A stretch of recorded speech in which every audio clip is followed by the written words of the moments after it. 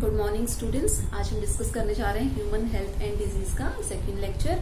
First lecture में हमने कुछ कॉमन सी चीजें देखी थी, that was common introductory terms थे जिनका मीनिंग हमने जाना था। आज वही सारे टर्म्स बार बार यूज होंगे, तो जिसने भी वो वीडियो नहीं देखा है पहले उस वीडियो को देखिए ताकि ये वीडियो अच्छे से समझ में आएगा। तो कल हमने कुछ क्लासिफिकेशन किया था डिजीज का, that was communicable disease and acquired या फिर नॉन कम्युनिकेबल डिजीज। उसी को एनसीईआरटी में इन्फेक्शियस एंड नॉन इन्फेक्शियस के नाम से लिखा हुआ है, तो कंफ्यूज मत होना, दोनों का मीनिंग सेम ही है। तो सबसे पहले हम बढ़ते हैं बैक्टीरियल डिजीज की तरफ कि हम क्या डिस्कस करने वाले हैं। एक एक बैक्टीरियल डिजीज को हम पहले डिस्कस करेंगे। सबसे पहले टाइफाइड, काफी नाम सुना होगा इसने आपने इसका, ठीक है। तो ये डिजीज है और इसका पैथोजन क्या है, मतलब कॉजेटिव ऑर्गेनिज्म क्या है, वो है सैल्मोनेला टाइफी। ये इसका कॉजेटिव ऑर्गेनिज्म है, मतलब वो पैथोजन है जो ये डिजीज कॉज करता है। मतलब कि टाइफाइड किसकी वजह से होता है, सैल्मोनेला टाइफी की वजह से होता है, ठीक है। अब हमें इसका ट्रांसमिशन देखना है कि ठीक है, डिजीज हमने देख ली, उसका पैथोजन हमने देख लिया, अब ये ट्रांसमिशन कैसे होता है, ठीक है। इसका ट्रांसमिशन होता है फीकल ओरल रूट से, ठीक है। अब ये भी आपने पढ़ चुका है, पहले मैं इसका मीनिंग एक्सप्लेन कर चुकी हूँ पुराने वीडियो में कि कैसे फीकल ओरल रूट से किसी भी डिजीज का ट्रांसमिशन होता है। एक बार फिर समझा देती हूँ कि जनरली अनडाइजेस्टेड फूड के साथ में बैक्टीरिया सॉइल में आ जाता है। मतलब कि कोई इन्फेक्टेड पर्सन है, आप सपोज करो किसी को इन्फेक्शन हो रखा है, किसी को टाइफाइड है, ठीक है, उसके एक्सक्रीटा के साथ में सैल्मोनेला टाइफी सॉइल में आ गया, ठीक है। अब मान लो वो सॉइल किसी भी तरह से किसी वाटर बॉडी में मिल गई है, यानी कि बारिश हो गई तो मान लो वहां से मिट्टी बह के किसी पानी में चली गई है, तो सॉइल के साथ साथ वो वाटर भी कॉन्टामिनेटेड हो गया। मतलब उस वाटर और सॉइल दोनों के अंदर क्या है, सैल्मोनेला टाइफी है, ये बैक्टीरिया है। अब कोई भी उस पानी को पिएगा, या फिर मान लो छोटे बच्चे ऐसे ही खेल रहे होते हैं मिट्टी में और हाथ नहीं धोया और ऐसे ही खाना खा लिया, तो वो बैक्टीरिया उनके अंदर एंटर हो जाएगा, ठीक है। तो उनमें क्या हो जाएगा, बहुत हाई प्रोबेबिलिटी है कि टाइफाइड होने के चांसेस है। तो इसका फीकल ओरल रूट का मीनिंग यही होता है, ठीक है। Next is sine and symptom, ठीक है। अब इन्फेक्शन भी, ट्रांसमिशन भी हो गया है, अब क्या साइंस एंड क्या सिम्टम्स दिखेंगे जिससे ये पता चलेगा कि हाँ the particular person is suffering from some disease. तो हम देखते हैं इसके sign and symptom.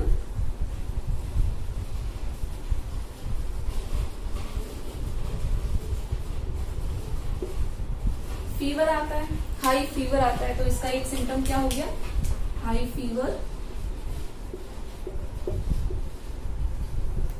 Headache, constipation,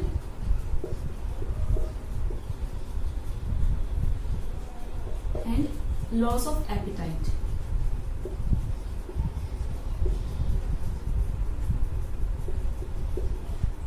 loss of appetite का मतलब है भूख का मर जाना, भूख नहीं लगती है, ठीक है, इस पर्टिकुलर टर्म का मतलब है। तो ये कुछ सिम्टम्स दिखाई देंगे कि अगर किसी में इसका इन्फेक्शन हो गया है सैल्मोनेला टाइफी का, तो फीवर आएगा सबसे पहले, हाई फीवर, हेडेक हो सकता है, कॉन्स्टिपेशन हो सकता है, और लॉस ऑफ एपिटाइट कि वो खाना छोड़ देगा, भूख नहीं लगेगी उसको। अब हमने इसका साइंस एंड सिम्टम तो देख लिया, अब हमें कोई पर्टिकुलर टेस्ट भी करवाना पड़ेगा, है ना, डायग्नोसिस, जिससे ये पता चले कि हाँ ये पर्टिकुलर डिजीज हुई है। तो अब हम लिखते हैं इसका डायग्नोसिस।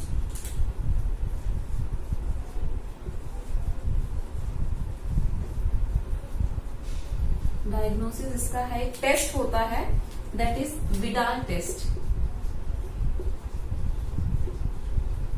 ये बहुत इंपॉर्टेंट, इसको अच्छे से ही मार्क कर लो, एनसीईआरटी में दिया हुआ है। सिर्फ एक टाइफाइड ही ऐसी डिजीज है जिसके एनसीईआरटी में टेस्ट, डायग्नोसिस टेस्ट मेंशन है, तो ये आपको एटलीस्ट याद होना चाहिए। तो ये टेस्ट से कंफर्म हो जाता है कि हाँ टाइफाइड हुआ है, ठीक है। अब इसका ट्रीटमेंट क्या है, तो ट्रीटमेंट अब हमें देखना है कि अच्छा डायग्नोसिस हमें पता चल गया है कि टाइफाइड हो गया है, अब इसका ट्रीटमेंट क्या है, क्या मेडिसिन हमें लेनी पड़ेगी, तो इसके लिए हमें लेनी पड़ेगी डॉक्टर क्या प्रेस्क्राइब करेगा? एंटीबायोटिक। अब हमें किसी पर्टिकुलर एंटीबायोटिक का नाम नहीं याद रखना है, इन जनरल हमें स्टडी करनी है, ठीक है।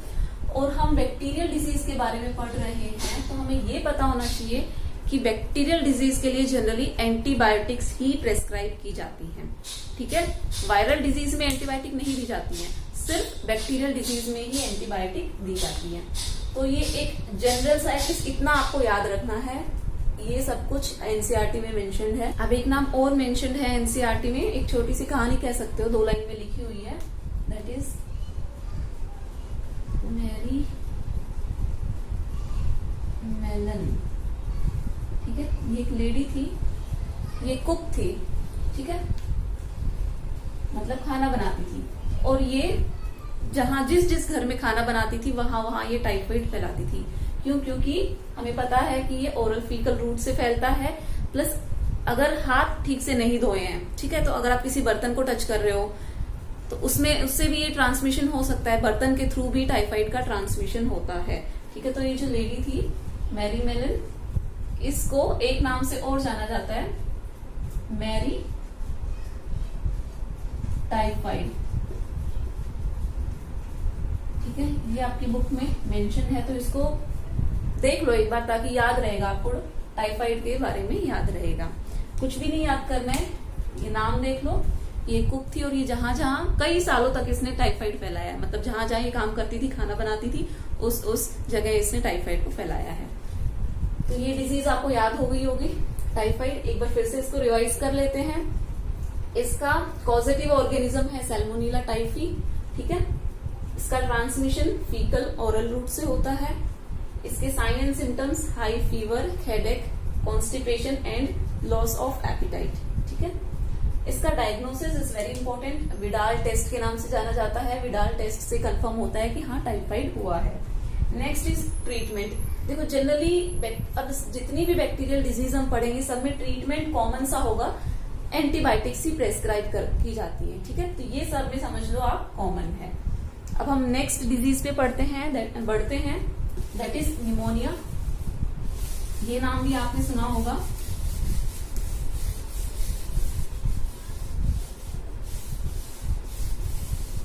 इसी सीक्वेंस में हम सारी डिजीज को कवर करेंगे। एनसीईआरटी में ये सारे नाम, सारी डिजीज एक पैराग्राफ के फॉर्म में लिखी हुई है, और हम यहाँ पे पॉइंट वाइज इसको पढ़ रहे हैं ताकि नोट्स बनाने में आसानी हो। Next is pneumonia.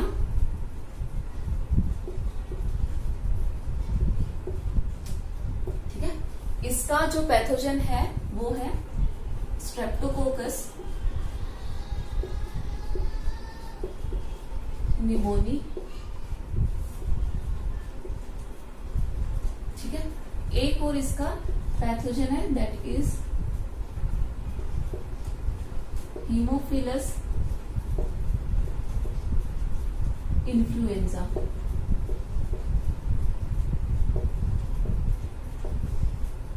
ये दो इसके पैथोजन्स हैं, Streptococcus pneumonia and Haemophilus influenza, ठीक है।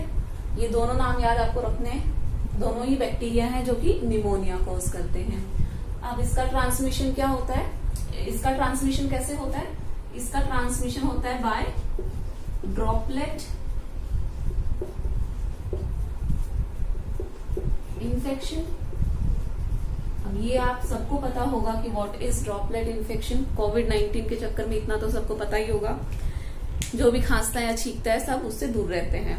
कहने का मतलब क्या है, स्नीजिंग एंड कफिंग के टाइम पे जो ड्रॉपलेट्स बाहर निकलती हैं, ठीक है, उनके अंदर पॉजिटिव ऑर्गेनिज्म हो सकता है, बैक्टीरिया वायरस हो सकता है, ठीक है। कोई इन्फेक्टेड पर्सन अगर ऐसा करता है, खांसी आती है या छींकता है, तो हेल्दी पर्सन को वो ट्रांसमिट हो जाता है। तो इसको हम कहेंगे बाय ड्रॉपलेट इन्फेक्शन। निमोनिया कैसे होता है? ड्रॉपलेट इन्फेक्शन से होता है। इसीलिए ये देखो एक बहुत ही कॉमन सा ट्रेंड है कि जब भी कोई खांसता है या छींकता है, हमें नहीं पता हम इन्फेक्टेड हैं कि नहीं, हमें ये भी नहीं पता सामने वाला इन्फेक्टेड है कि नहीं। तो जब भी खांसी आए या छींक आए तो अपना माउथ और नोज थोड़ा कवर करके रखना चाहिए, डायरेक्टली किसी के मुंह पे नहीं खांसना चाहिए, नहीं छींकना चाहिए। ये बहुत छोटी छोटी बातें जो हमें ध्यान रखनी चाहिए।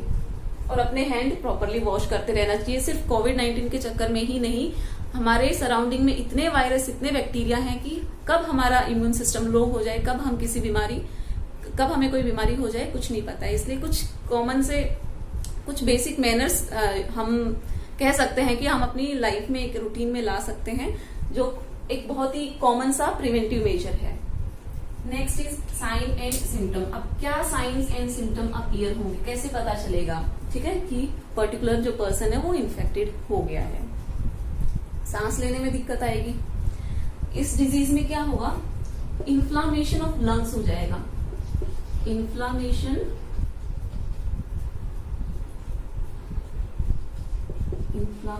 ऑफ लंग्स, पर्टिकुलरली एल्वियोलाई, ठीक है। मतलब जो एल्वियोलर सैक है उसमें इन्फ्लामेशन हो जाएगा और उसके अंदर फ्लूइड फिल्ड हो जाएगा, fluid gets filled into alveolar sac.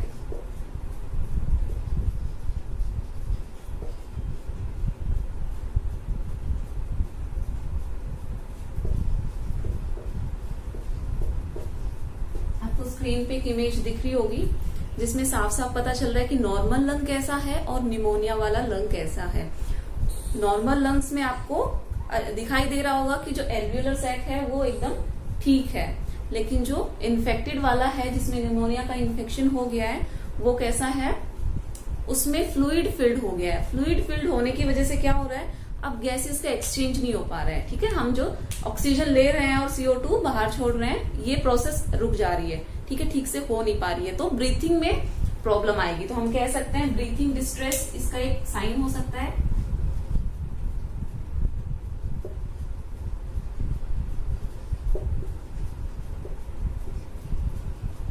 ठीक है, तो अब हमने देख लिया इसका साइन एंड सिम्टम। अब हम देखेंगे इसका ट्रीटमेंट, कि ट्रीटमेंट क्या है इसका। इसका ट्रीटमेंट है, इसका भी क्या ट्रीटमेंट है, क्यों, क्योंकि एक बैक्टीरियल डिजीज है तो एंटीबायोटिक ही इसका ट्रीटमेंट है, ठीक है, एंटीबायोटिक थेरेपी। तो I hope I am clear with this disease, कि आपको ये भी पता चल गया होगा कि निमोनिया क्या है, कौन सा पॉजिटिव ऑर्गेनिज्म है, कैसे ट्रांसमिशन होता है, क्या उसके साइन एंड सिम्टम्स हैं और क्या उसका ट्रीटमेंट है। देखो हमें ना बहुत ही स्पेसिफिक स्टडी करनी है, हमें ऐसी कहानी जैसे नहीं लिखनी है एग्जाम में, हमें चीजें पता होनी चाहिए कि एग्जाम में हमसे क्या पूछा गया है और क्या हमें लिखना है। अगर आपसे पॉजिटिव ऑर्गेनिज्म के बारे में पूछा जाए तो आप उसका इन्फेक्शन और ये साइन सिम्टम्स लिखने नहीं बैठोगे, जो आपसे पूछे उतना ही लिखो। तो ये कब आप कर पाओगे, तब आपको पता होगा, ठीक है। एक सीक्वेंस बना के चलो और इसी सीक्वेंस को हर डिजीज में फॉलो करो, तो ऑटोमेटिकली आपको चीजें याद हो जाएंगी। याद रखने का एक और तरीका है, जो निमोनिया है ये एक रेस्पिरेटरी डिजीज है, ठीक है।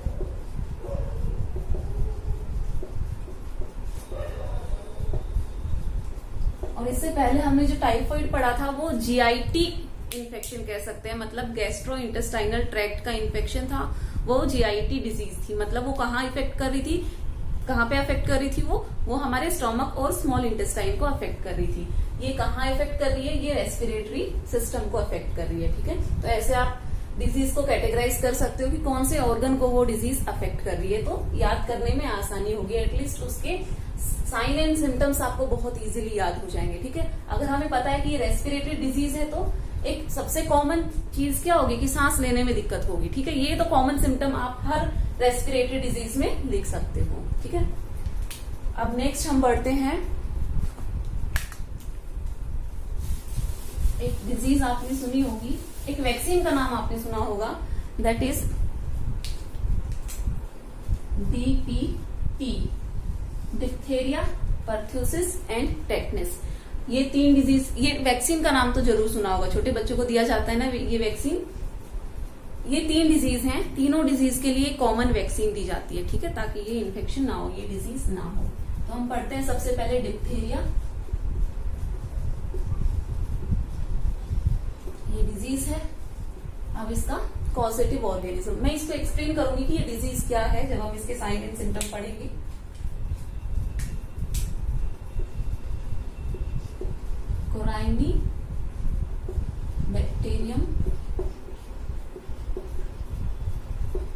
डिप्थेरी। ठीक है, ये इसका कॉजेटिव ऑर्गेनिज्म है। ये आपको याद कर लेना है अच्छे से। इसका नाम, इस कॉजेटिव ऑर्गेनिज्म का नाम एनसीईआरटी में नहीं मेंशन है, बट ये डिजीज मेंशन है। ठीक है, इसका पर्टिकुलर नेम डिप्थेरिया दिया हुआ है, मेंशन किया हुआ है। तो आपको इसका पैथोजन भी पता होना चाहिए। हो सकता है कि पूछा जा सकता है, चांसेस कम है बोर्ड में, बट नीट में बहुत ज्यादा चांसेस है। जो आप लोग बोलते हो कि आउट ऑफ सिलेबस पेपर आ गया था, एक्चुअली वो आउट ऑफ सिलेबस नहीं होता है, उसका कहीं ना कहीं उसका जिक्र एनसीईआरटी में जरूर होता है। तो जिस भी चीज को एनसीईआरटी में मेंशन किया होता है, उसकी डिटेल आपको पता होनी चाहिए। तो इसी वजह से मैं ये 2-3 डिजीज करवा रही हूँ। क्यों? क्योंकि इनका नाम एनसीईआरटी में दिया हुआ है, बट हाँ इनका डिस्क्रिप्शन नहीं दिया हुआ है कि ये क्या होती है, कैसे होती है। तो इसको भी आप लिख सकते हो।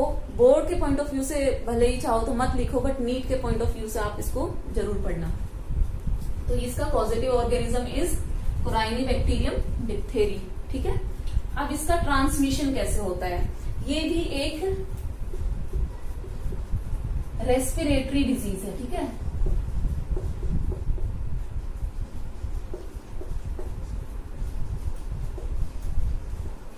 ये भी एक रेस्पिरेटरी डिजीज है। इसका ट्रांसमिशन कैसे होता है? इसका ट्रांसमिशन भी बाय ड्रॉपलेट इन्फेक्शन है। ठीक है, खांसने या छींकने से ही इसका इन्फेक्शन, इसका ट्रांसमिशन भी होता है। अब इसके science and symptoms. Science and symptoms क्या है? देखो, एक्चुअली होता क्या है कि जो हमारा ट्रैकिया है, मतलब थ्रोट वाला हिस्सा है, यहाँ के जो सेल्स हैं, ठीक है, एपिथेलियल सेल हैं, वो एक म्यूकस सिक्रीट करते हैं, और वो म्यूकस यहीं पे इकट्ठा होता चला जाता है, मतलब ट्रैकिया में ही इकट्ठा होता जाएगा, एक लेयर बना लेगा, और वो लेयर धीरे धीरे थिक होती चली जाएगी। थिक होने की वजह से जो हमारा एयरवेज है, मतलब हम सांस लेते हैं, वो कॉन्स्ट्रिक्ट हो जाएगा, मतलब सिकुड़ जाएगा, ठीक से सांस नहीं जा रहा है। एक लेयर बनती जा रही है, व्हाइटिश ग्रेइश कलर की एक लेयर डेवलप होती जा रही है। ठीक है, जिसकी वजह से ब्लॉकेज हो रहा है, ठीक से सांस नहीं लिया जा रहा है। ठीक है, और ये कहाँ पे? ये अपर रेस्पिरेटरी सिस्टम को अफेक्ट करता है, मतलब जनरली ये थ्रोट में, या फिर हम कह सकते हैं ट्रैकिया को अफेक्ट करता है, लंग्स में नहीं, ट्रैकिया में। ठीक है, आपको स्क्रीन पे दिख रहा होगा, एक इमेज दिख रही होगी, उसमें अच्छे से बताया हुआ है कि कैसे, एक पिक्चर भी आपको दिख रही होगी कि व्हाइटिश कलर की जो मेम्ब्रेन डेवलप हो गई है। ठीक है, वो किसकी वजह से हुई है? कॉर्निबैक्टीरियम डिप्थीरिया के इन्फेक्शन की वजह से हुई है, और उसकी वजह से बाकी के सिम्टम्स क्या है? रेस्पिरेटरी डिस्ट्रेस हो गया है कि सांस लेने में दिक्कत हो रही है। ठीक है, तो इसके सिम्टम्स हम लिख सकते हैं, sign and symptoms.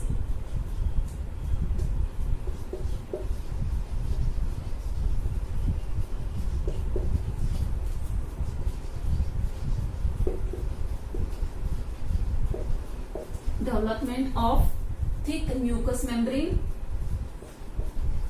In throat, जिसकी वजह से क्या हो रहा है? रेस्पिरेटरी डिस्ट्रेस हो रहा है। इसीलिए ये डीपीटी का जो टीका है, वैक्सीन, बचपन में ही लगा दिया जाता है, जिसकी वजह से ये बीमारी ना हो। अब मान लो हो गई, किसी को ये बीमारी हो गई, इसके साइंस एंड सिम्टम्स भी अपीयर हो गए, तो इसका ट्रीटमेंट क्या है? इसका ट्रीटमेंट है कि जो मेम्ब्रेन बन गई है, इसका प्रिवेंटिव मेजर तो है कि बचपन में इसका टीका लगना चाहिए था। अब मान लो किसी को नहीं लगा टीका और ये डिजीज डेवलप हो गई, तो जो मेम्ब्रेन है उसको हटाना पड़ेगा सर्जिकली। तो हम क्या लिखेंगे? सर्जिकल रिमूवल ऑफ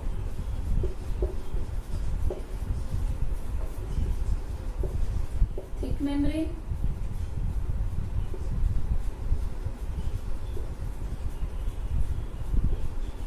ठीक है, जो थ्रोट में जो थिक मेम्ब्रेन डेवलप हो गई थी उसका सर्जिकली रिमूवल करेंगे, प्लस इसमें भी एक एंटीबायोटिक का कोर्स होगा। ठीक है, तो ये डिजीज समझ में आई, ये है खतरनाक डिजीज है। ठीक है, अगर जिसको भी हो जाती है तो प्रॉब्लमेटिक है ये, तो इसीलिए टीका लगवा लेना चाहिए, बच्चों का टीकाकरण होना चाहिए। अब एक बार फिर से देख लेते हैं। डिजीज है डिप्थेरिया, नाम बहुत सुना होगा। ठीक है, रेस्पिरेटरी डिजीज है, इसका पैथोजन इज कॉर्निबैक्टीरियम डिप्थेरी, इसका कॉजेटिव ऑर्गेनिज्म है, मतलब इसकी वजह से ये डिजीज होती है। इन्फेक्शन, इसका ट्रांसमिशन कैसे होगा? बाय ड्रॉपलेट इन्फेक्शन की वजह से होगा। सिम्टम्स क्या दिखेंगे? Development of thick mucus membrane in the throat, whitish colour की, और रेस्पिरेटरी डिस्ट्रेस, मतलब कि सांस लेने में दिक्कत हो जाएगी, सांस ठीक से जाएगा ही नहीं। नेक्स्ट इज ट्रीटमेंट, इसका पहले तो सर्जिकल रिमूवल होगा और एंटीबायोटिक और डीपीटी वैक्सीन, ये पहले ही दे दी जाती है बचपन में, ठीक है। ये बाकी के जो 2 चीजें लिखी हुई है ये आफ्टर डिजीज अपीयर होने के बाद की प्रोसेस है, और ये जो डीपीटी वैक्सीन है ये पहले ही दे दी जाती है। नेक्स्ट अब हम पढ़ते हैं परथ्यूसिस पे। डी हमने पढ़ लिया है, यानी कि डिप्थीरिया हमने पढ़ लिया है। अब नेक्स्ट हम पढ़ेंगे परथ्यूसिस, उसके बाद में है टेटनस। इसको हम जल्दी से कवर करते हैं।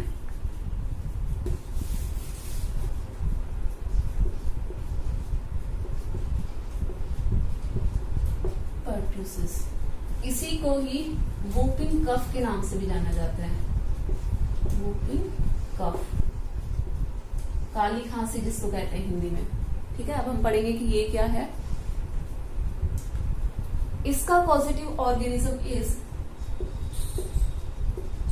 बॉर्डीटेला परथ्यूसिस।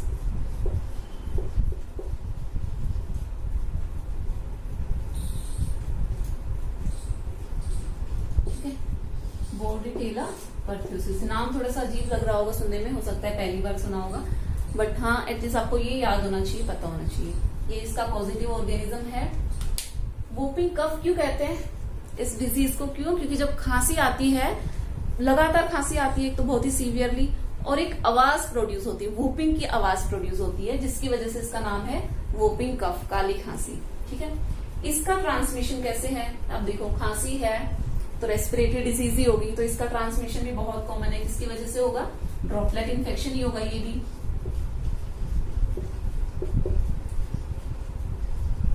ठीक है। तो इसका ट्रांसमिशन समझ में आ गया। अब इसका साइन एंड सिम्टम क्या होगा? कि नाम से पता चल रहा है कि भाई खांसी आएगी, बहुत ही सीवियरली खांसी आएगी, तो हम लिख सकते हैं यहाँ पे सीवियर कफिंग होगी, रेस्पिरेटरी डिस्ट्रेस होगा,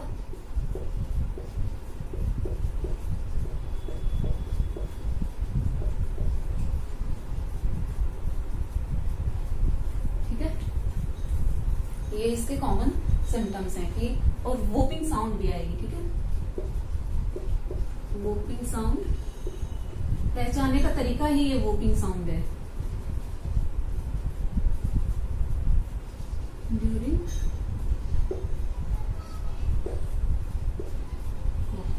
मतलब खांसते वक्त एक वोपिंग की एक साउंड आएगी, ठीक है, एक पर्टिकुलर साउंड आएगी, जिससे हम पहचानेंगे कि क्या हो गया है, परथ्यूसिस हो गया है।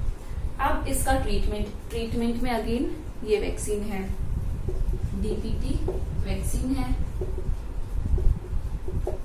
या फिर एंटीबायोटिक ट्रीटमेंट है इसका, ठीक है। ये आपको समझ में आ गया। देखो, पहले तो ना आप इस डिजीज का नाम याद रखना शुरू करो। जैसे आपने सुना होगा, बहुत ही कॉमन से टर्म्स, टाइफाइड, निमोनिया, ये सारे आपने पहले सुन रखे हैं। तो जब डिजीज का नाम आपको याद है तो पॉजिटिव ऑर्गेनिज्म याद करने में ज्यादा दिक्कत नहीं आती है, बट जब डिजीज का नाम ही नहीं पता होता है तो उसका पॉजिटिव ऑर्गेनिज्म याद करने में काफी दिक्कत आती है। तो सबसे पहले आप इस डीपीटी को याद करो कि ये क्या कहती है। DPT stands for diphtheria, pertussis and tetanus, जो हम इसके बाद में पढ़ेंगे। देखो, आसान है याद करना, कुछ इतना डिफिकल्ट नहीं है, बस 2 से 4 बार इसको रिवाइज कर लो, लिख के देख लो तो याद हो जाएंगी। और ये सारी की सारी कम्युनिकेबल डिजीज हैं, तो इनका जो ट्रांसमिशन का जो मेथड है वो सेम ही है, ऑलमोस्ट सेम ही है। अब हम नेक्स्ट पे बढ़ते हैं, दैट इज टेटनस।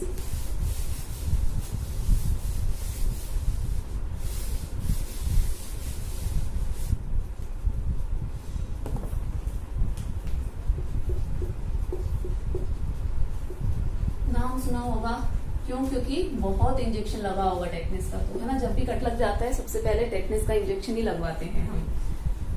अब इसका पॉजिटिव ऑर्गेनिज्म है क्लोस्ट्रीडियम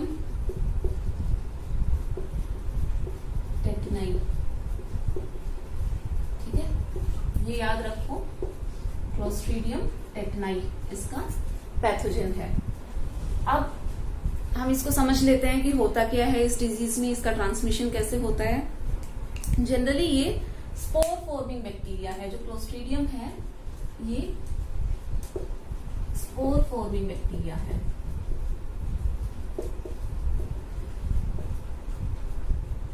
ठीक है, मतलब कि स्पोर की फॉर्म में ये रिप्रोडक्शन करता है और इसके जो स्पोर्स हैं वो कई सालों तक जिंदा रह सकते हैं सॉइल में। तो ये जो स्पोर्स हैं can survive for many years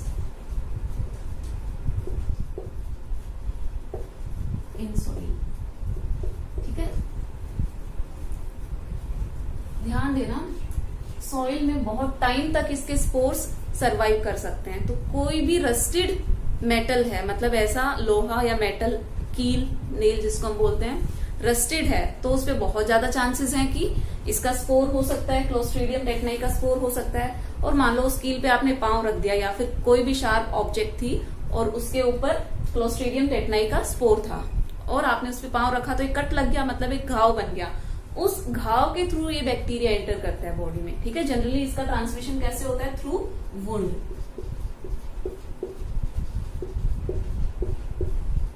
घाव लगने की वजह से ये बॉडी में एंटर करता है। अब बॉडी में एंटर करने के बाद में क्या करता है, इसकी एक सीक्वेंस हम लिख लेते हैं। एंटर्स इनटू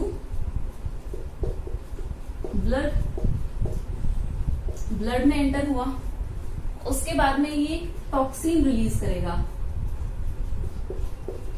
टॉक्सिन रिलीज, और ये जो टॉक्सिन है इट विल अफेक्ट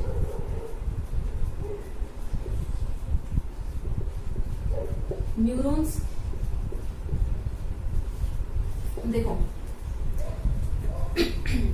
ब्लड में एंटर कर गया ये स्पोर, इस बैक्टीरिया का स्पोर, वहां पे इसने रिप्रोडक्शन चालू कर दिया, वहां पे ये मल्टीप्लाई करना शुरू हुआ। उसके बाद में एक टॉक्सिन इसने रिलीज किया और ये टॉक्सिन हमारे नर्वस सिस्टम को अफेक्ट करेगा, मतलब नर्व्स को जाके अफेक्ट करेगा, उसका इन्फ्लामेशन करवाएगा। अब इस नर्व से रिलेटेड जो भी मसल होगी, ठीक है, रिलेटेड मसल, इससे रिलेटेड जो भी मसल होगी वो भी डैमेज होगी। उसमें क्या होगा? कॉन्ट्रैक्शन होगा। हमने पढ़ा है contraction is followed by relaxation, मतलब जब मसल में कॉन्ट्रैक्शन होता है तो उसके बाद में रिलैक्सेशन भी होता है। बट इस केस में क्या हो रहा है? सिर्फ कॉन्ट्रैक्शन हो रहा है। किसकी वजह से? इस टॉक्सिन की वजह से, मतलब कि कॉन्ट्रैक्शन हो रहा है मसल में। ठीक है, रिलैक्सेशन नहीं हो पा रहा है, सिर्फ कॉन्ट्रैक्शन हो रहा है। मसल जो है वो कॉन्ट्रैक्टेड हो गई है। कौन सी मसल? जनरली यहाँ पे हम स्केलेटल मसल लिख लेना। स्केलेटल मसल कौन सी होती है? जो बोन से अटैच होती है। ठीक है, बोन से रिलेटेड जो रहती है उसको हम स्केलेटल मसल कहते हैं। तो सबसे पहले ये कहाँ पे इफेक्ट, अपना इफेक्ट कहाँ से शो करता है? ये माउथ से अपना इफेक्ट स्टार्ट करता है। मतलब जो हमारी जॉ होती है ये कॉन्ट्रैक्टेड फॉर्म में हो जाती है, मतलब अकड़ जाती हैं।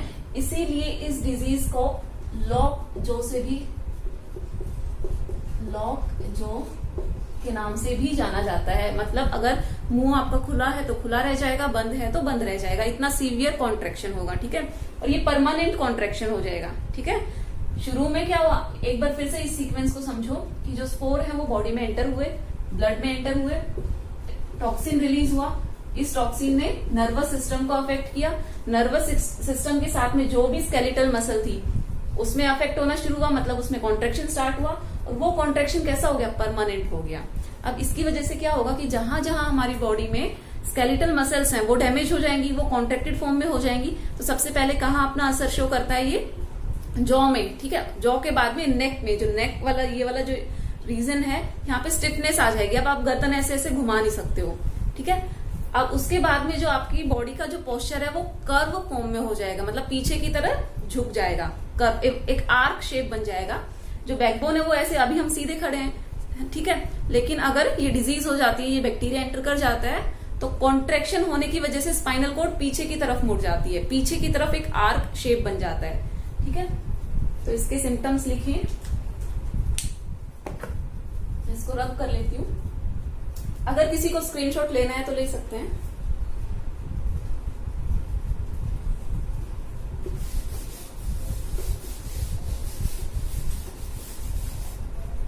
सिम्टम्स में हम लिखेंगे सीवियर कॉन्ट्रैक्शन,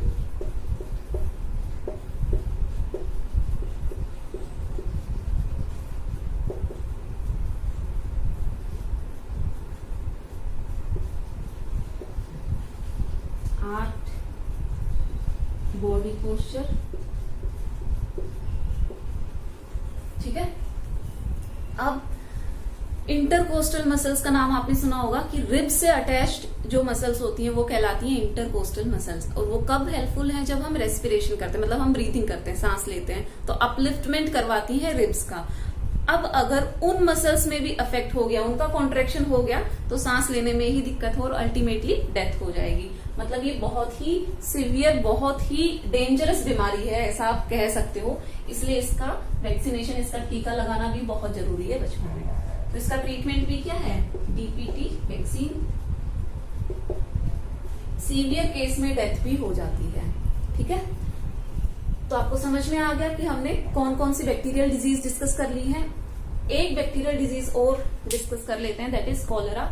ये भी बहुत कॉमन नाम है, सबने सुना होगा। आप एक काम कर सकते हो, जिस डिजीज का नाम आपने सुना हुआ है उसको एक तरफ लिख लेना और उसके कॉजेटिव ऑर्गेनिज्म याद कर लेना, और जिन डिजीज का नाम आप पहली बार सुन रहे हो इस चैप्टर के थ्रू, उनको एक तरफ लिख लेना और उनको अलग से याद करना, ठीक है। ऐसे याद करोगे तो हो सकता है थोड़ी आसानी हो जाए। Next is cholera. ये तो बहुत कॉमन है, बारिश के मौसम में सबको हुआ ही होगा, ठीक है। जैसे ही बारिश का मौसम आता है सबसे पहले कॉलेरा हो जाता है। इसको हम क्या डायरिया भी बोलते हैं। इसका जो पैथोजन है वो विब्रियो कोलेरी, ठीक है। जो विब्रियो आपने 11th में पढ़ा होगा, शेप के बेसिस पे क्लासिफिकेशन में पढ़ा होगा, कोमा शेप्ड, इस शेप्ड का ये बैक्टीरिया होता है, ठीक है। कोमा शेप्ड बैक्टीरिया है विब्रियो कोलेरी। इसका ट्रांसमिशन कैसे होता है? Transmission is through faeco oral route, ठीक है। अब इसके साइंस एंड सिम्टम्स कि इसका ट्रांसमिशन हो गया कि भाई फीकल या फिर ओरल रूट से कॉन्टामिनेटेड फूड एंड वाटर खाने से जनरली ये हो जाता है। अब इसका साइन एंड सिम्टम क्या है? एक तो वॉमिटिंग होगी, ये आप रिलेट भी कर सकते हो क्योंकि जनरली सबको होता है, ठीक है। कॉलेरा बारिश के मौसम में होता ही है। वॉमिटिंग हो गई, वॉमिटिंग के साथ साथ डायरिया, ठीक है। Diarrhoea, kind of loose motion लिख लो अगर नाम नहीं पता हो, मतलब मीनिंग नहीं पता हो तो।